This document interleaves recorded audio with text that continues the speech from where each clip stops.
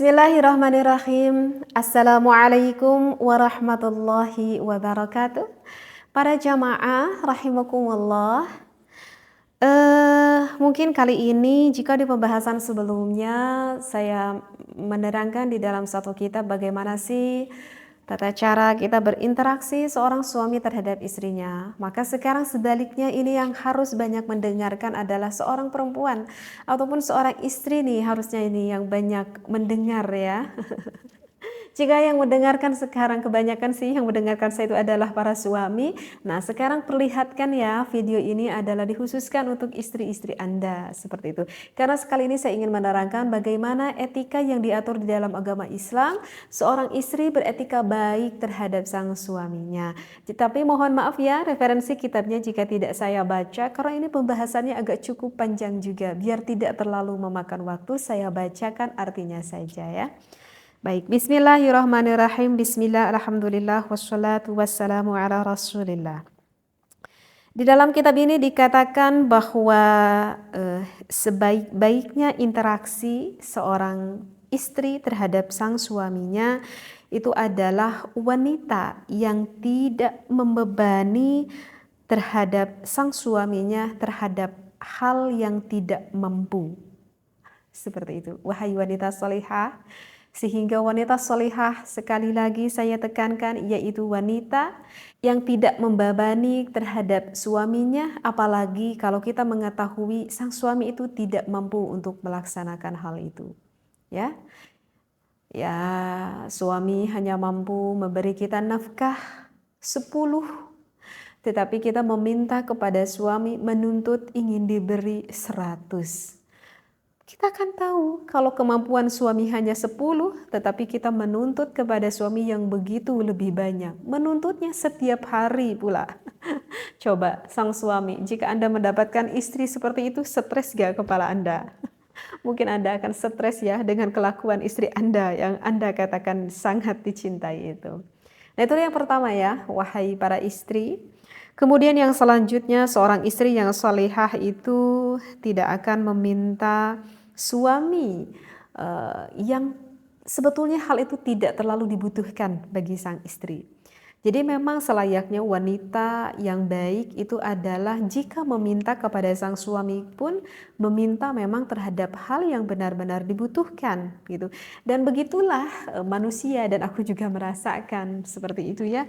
Terkadang kita lebih lebih menginginkan terhadap hal-hal yang sebetulnya tidak terlalu butuh sih gitu ya. Tetapi dikarenakan keluar dari hawa nafsu ya begitulah wanita. Misalkan di lemari pakaian yang bagus masih banyak gitu ya, tidak kekurangan. Dilihat di tempat cermin kita, lipstik udah punya 7 misalkan. Tetapi kita menginginkan yang baru, dan yang baru. Padahal hal itu tidak terlalu dibutuhkan misalkan. Nah, itu adalah salah satu contoh yang kurang baik jika wanita yang banyak meminta kepada sang suami, padahal hal itu sebetulnya tidak terlalu dibutuhkan. Seperti itu. Dan istri yang baik terhadap suaminya itu memang seorang istri yang begitu peka ya, yang begitu peka sekali terhadap hati sang suami ataupun pada hal yang memang saat ini apa sih yang sedang dirasakan oleh sang suaminya ataupun apa yang sedang dialami oleh sang suaminya. Ya, misalkan jika sang suaminya ekonominya lagi agak cukup merendah, kita sebagai istri lebih peka dong gitu ya terhadap suami kita. Meskipun ya memang sebaiknya seorang suami memberikan nafkah kepada sang istrinya sebelum istri meminta, maka sang suami itu lebih duluan untuk memberi kepada istri. Memang sih sebaiknya seperti itu. Karena kan di dalam memberi nafkah kepada sang istri juga itu kewajibannya adalah setiap hari ya, yang diberikannya ketika waktu duha, ketika pagi-pagi lah, kurang lebih seperti itu. Nah, sebelum istri meminta, memang sih sebaiknya sang suami itu sudah memberikan kepada sang istrinya. Ketika pulang sore mendapatkan hasil, maka diberikannya pada esok hari kepada sang istrinya, seperti itu. Dan juga Istri yang baik di dalam kitab ini dikatakan seorang istri yang dapat membantu suami sehingga hidup sang suami itu tidak boros. Ini agak sulit juga ya, karena kebanyakan yang boros itu biasanya perempuan. Tetapi justru wanita yang baik di dalam kitab ini dikatakan bahwa seorang istri yang dapat menekan agar suaminya itu tidak terlalu boros. Seperti itu, ya. Memang sih dikatakan bahwa seorang wanita yang sifatnya agak sedikit liar, maaf ya, itu biasanya wanita yang biasanya yang lebih cenderung banyak sekali menuntut kepada sang istrinya. Berarti ini PR sang suami jika mendapati istri seperti itu memang agak lebih besar PR sang suami ya, sehingga harus lebih keras di dalam mendidik sang istrinya, seperti itu. Sehingga ya kalau misalkan seorang istri yang ingin disayang sama suaminya, maka ya kita layaknya saya pribadi seorang perempuan juga yang harus mengerti akan sang suaminya. Maka ya suami pun tidak mungkin dong menuzolimi sang istrinya. Jika misalkan seorang suami berkata, Neng, mungkin suaminya berdagang apalah. Pada hari ini hasilnya adalah 100.000. Maka seorang istri yang begitu salihah menerima uang itu dengan raut muka yang begitu menyenangkan hati sang suaminya. Terima kasih mungkin suamiku, maka aku akan memanfaatkan yang engkau berikan sebisa mungkin. Dan pada esok harinya misalkan sang suami tidak bisa memberikan seperti pada hari kemarin dan pada saat ini mungkin hanya memberikan 50.000 saja. Tetapi seorang istri yang baik tidak merubah akan raut mukanya dan juga tutur kata terhadap sang suaminya. Dikarenakan dikarenakan yang diberikan suami pada hari ini itu lebih sedikit. Nah, seperti itulah adalah sosok wanita yang baik. Berarti ini membutuhkan seorang istri yang mempunyai sifat qanaah ya, mempunyai sifat qanaah. Artinya qanaah itu ya bisa bersyukur, menerima apa adanya tanpa banyak komplain gitu ya kepada sang suaminya. Karena wanita yang begitu paham agama itu begitu meyakini di dalam hatinya bahwa secara hakikatnya bahwa yang mengatur rezeki hanyalah Allah semata dan sang suami hanya sebatas berikhtiar semampu yang bisa ia lakukan. Berkat itu diniatkan ibadah oleh sang suaminya, maka semuanya mendapatkan keberkahan seperti itu. Dan biasanya memang sih sehingga adanya kehancuran dalam rumah tangga, na'udzubillah, bahkan sampai terjadi suatu perceraian itu dikarenakan memang misalkan mendapati seorang suami yang bisa dikatakan tidak bermutu lah sang suaminya sehingga tidak selevel dengan lelaki jantan secara sejatinya seperti itu. Ataupun bisa saja hal itu terjadi dikarenakan mendapati seorang istri yang bisa dikatakan agak cukup liar karena tidak terlalu memahami agama yang lebih dalam seperti itu ya. Ya biasanya sih wanita seperti itu yang lebih banyak menuntut gitu terhadap sang suaminya. Nah, kalau misalkan seorang manusia mengikuti kita di dalam berumah tangga, mengikuti akan kekurangan aja yang kita rasakan. Ya begitulah memang sifat manusia. Memang sifat manusia itu selalu kurang dan kurang.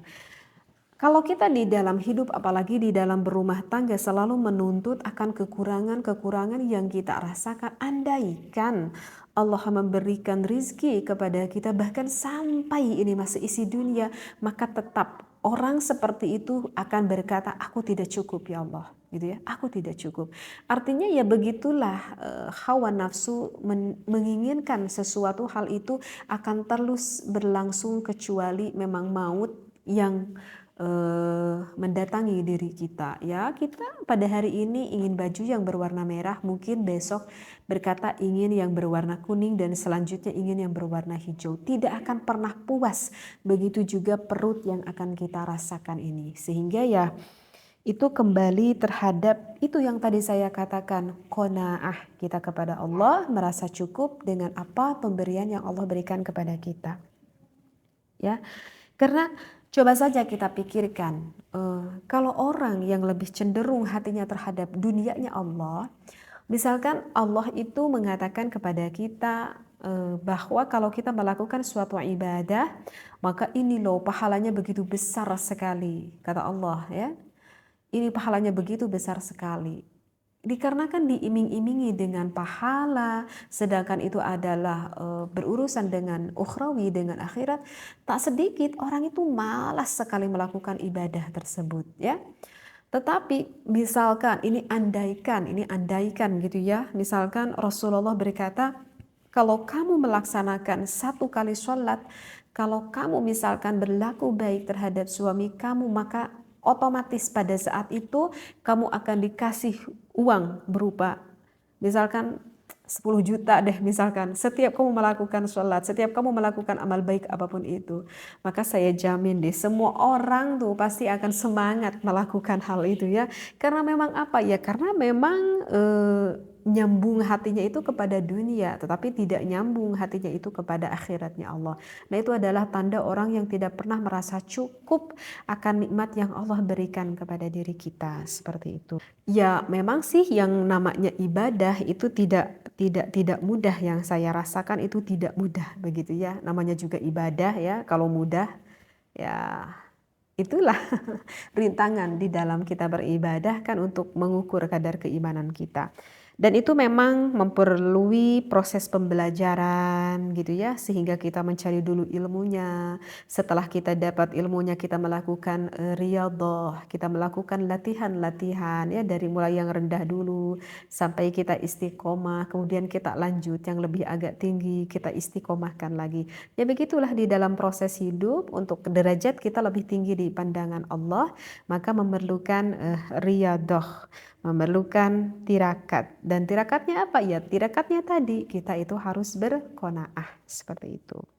Di sini juga dikatakan dari riwayat Ibnu Abi Daud bahwa bahkan Rasulullah sampai pada suatu waktu sampai mengganjal perutnya dengan batu karena saking laparnya baginda Rasulullah Shallallahu Alaihi Wasallam. Meskipun jika baginda Rasulullah meminta kepada Allah pada saat itu juga akan Allah berikan, tetapi tidak seperti itu ya baginda Rasulullah. Dan juga di dalam riwayat ini dikatakan bahwa Sayyidina Ali mengatakan bahwa orang yang selalu memikirkan isi perutnya, maka sama seperti sesuatu yang dikeluarkannya. Itu menunjukkan bahwa tidak ada artinya ya, seperti itu. Bahkan bayangkan Rasulullah itu sampai berdoa kepada Allah, dan mungkin ini doa kebanyakan oleh orang yang tidak akan diikuti oleh kita. Karena doanya seperti ini, ya Allah jadikanlah aku orang yang fakir dan bersamakanlah aku dengan orang-orang yang fakir. Sampai begitu, baginda Rasulullah meminta kepada Allah agar dijadikannya beliau orang yang fakir. Kalau kita kan beda ya. Sepertinya kita itu tidak akan mengikuti akan doanya baginda Rasulullah. Justru kita akan meminta kepada Allah agar aku dijadikan orang yang kaya. Lantas apakah boleh kita sebagai selaku orang muslim menjadi orang yang kaya? Boleh sekali, dan itu tidak ada pelarangan. Yang dilarang itu adalah hatinya, bukan kayanya, tetapi hatinya yang memang lebih cenderung terhadap hubbud dunya.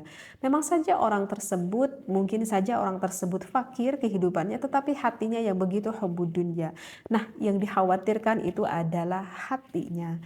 Jadi kalau misalkan kita kaya ya tidak perlu takut-takut juga, karena mungkin di qada azalinya kita sudah ditentukan menjadi orang yang kaya. Tetapi yang harus kita takutkan adalah kita tidak bisa membawa harta tersebut. Oleh karena itu jika kita dijadikan kaya dari Allah, semoga Allah kekayaan yang kau titipkan kepadaku ini bisa aku sedekahkan kembali untuk kemanfaatan berkembangnya agama Islam di muka bumi ini. Harusnya itu adalah seperti itu ya. Sehingga ya begitulah orang yang berbicara akan tentang akhirat, maka hatinya itu akan nyambung. Tapi kalau yang dibicarakan akhirat hatinya duniawi, ya itu gak akan nyambung sih ya, seperti itu. Dan saya kembali lagi, kalau misalkan seorang istri yang meyakini terhadap sang suaminya, maka seorang istri itu gak akan banyak komplain gitu ya, gak akan banyak komplain gitu kepada sang suaminya. seperti itu. Sehingga kalau misalkan seorang wanita yang hatinya begitu qanaah, maka di dalam rumah tangganya itu akan begitu banyak senyum yang terlihat di dalam keluarganya. Karena qanaah itu memang akan melahirkan ulfah. Artinya ulfah itu adalah rasa kasih sayang, seperti itu. Jadi kalau misalkan istrinya yang tamak, maka itu akan melemahkan rasa cinta yang ada di dalam keluarga tersebut. Jadi yang menjaminkan di dalam hidup kita itu bahagia itu bukanlah kekayaan. Sekali lagi, yang menjaminkan hidup bahagia itu adalah bukan kekayaan. Yang menjamin di dalam suatu keluarga yang penuh dengan harmonis, yang penuh dengan senyum, canda tawa, bukan pula dengan kekayaan, tetapi adalah orang-orang yang begitu dekat hatinya kepada Allah. Maka ketika di dalam satu keluarga mungkin keadaan suaminya yang hanya bisa memberikan nafkah kepada keluarganya dengan keterbatasannya, tetapi Masya Allah istrinya yang begitu qanaah sehingga bisa mendidik anak-anaknya ikut berqanaah, maka seluruh keluarga bisa bersyukur kepada Allah dengan penuh kebahagiaan. Tetapi misalkan di dalam satu keluarga memang Allah berikan kekayaan yang begitu ruah, limpah, banyak sekali, tetapi dikarenakan jauh hatinya dengan Allah, tidak ada rasa qanaah di dalam hatinya, sebesar apapun yang Allah berikan, tidak ada kebahagiaan di dalam keluarga tersebut, karena selalu menuntut, meminta yang lebih, yang lebih, yang lebih. Karena apa? Karena hatinya tidak pernah merasa cukup, sehingga tidak dapat kebahagiaan yang ada di dalam rumah tangga tersebut. Nah, mungkin ada satu lagi ya di dalam ini, di dalam kitab ini yang diterangkan bahwa yang paling baik seorang istri itu adalah istri yang menolak terhadap sang suaminya diberikan rizki yang haram. Nah, itu yang mesti diperhatikan sekali bagi seorang istri. Jadi seorang istri harus mengetahui sekali apa sih pekerjaan yang dilakukan oleh seorang suami setiap harinya. Ini harus diketahui. Karena ya jangan sampai kita tidak mengetahui bahwa sebetulnya sang suami mencari rizki dengan jalan yang haram sehingga hasilnya uangnya haram. Kemudian kita terapkan di dalam kehidupan, makanan, pakaian, dan lain-lainnya menjadi haram, sehingga itu akan mengakibatkan sulit sekali kita mendapatkan hati yang bersih dan juga sulit sekali mendapatkan anak yang soleh ataupun solihah. Itu yang perlu diingatkan, jadilah wanita yang tidak ingin menerima diberi rizki oleh suaminya dengan sesuatu yang haram, seperti itu ya.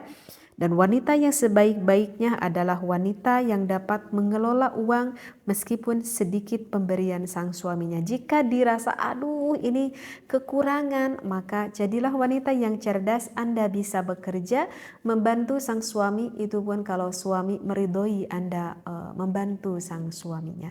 Nah, mungkin itu adalah sebagian bagaimana seorang istri yang berlaku baik terhadap sang suaminya. Insya Allah maka sang suami dapat menghargai kita penuh dengan rasa kasih sayang. Mudah-mudahan kita semuanya, wabil khusus saya pribadi termasuk wanita yang solehah yang bisa selalu menyenangkan hati suaminya. Wallahu a'lam, wabillahi taufiq wal hidayah. Wassalamualaikum warahmatullahi wabarakatuh.